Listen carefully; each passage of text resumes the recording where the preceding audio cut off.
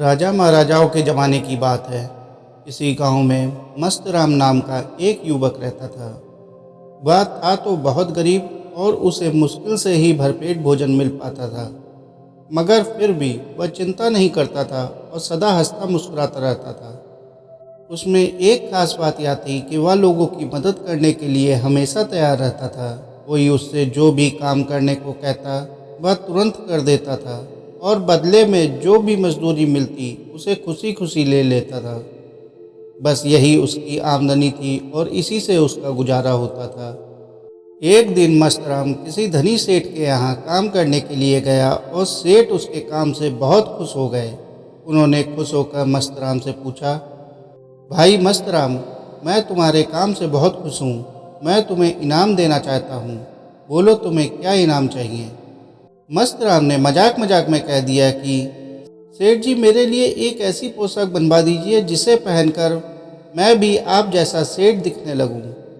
मस्तराम की बात सुनकर सेठ हंसने लगे और फिर उन्होंने सचमुच ही उसके लिए एक कीमती पोशाक बनवा दी। उस पोशाक को पाकर मस्तराम बहुत खुश हुआ। घर जाकर खूब अच्छे से नहा धोकर उसने वह पोशाक पहनी और फिर लोगों को दिखाने के लिए घर के बाहर निकला। घर से निकलने के बाद उसकी मुलाकात एक किसान से हुई। किसान मस्तराम की महंगी पोशाक देखकर कहने लगा, बड़ी कीमती पोशाक है, बहुत बड़े सेठ लगते हो।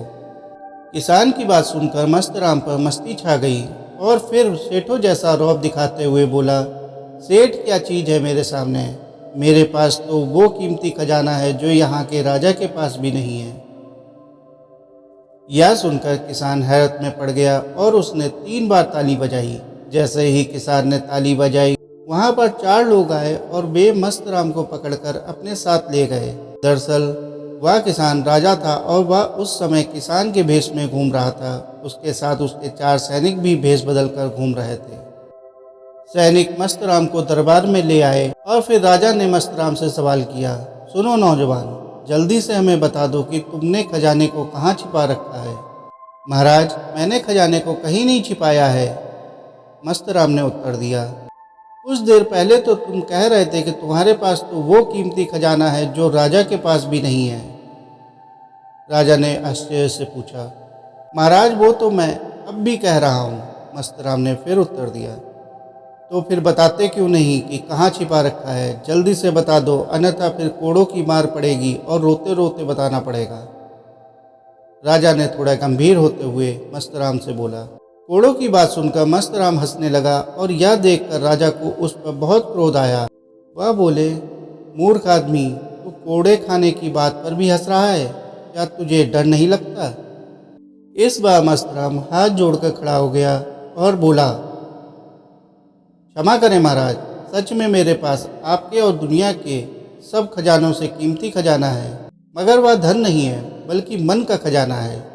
मेरे पास ऐसा मन है जिसमें मैंने मस्ती और उत्साह के 2 पात्रों में संतोष और प्रसन्नता को जमा कर रखा है। इसी कारण मैं कभी चिंता में नहीं पड़ता हूँ और हमेशा हर स्थिति में हंसता मुस्कुराता रहता हूँ। अब आप ही बताइए, क्या दुनिया में इससे कीमती भी कोई खजाना हो सकता है क्या। मस्तराम के इस खजाने के बारे में जानकर राजा को बड़ी खुशी हुई और बोले, मस्तराम, सच में ही तुम्हारा खजाना सब खजानों से कीमती खजाना है और तुम दुनिया के सबसे अमीर आदमी हो।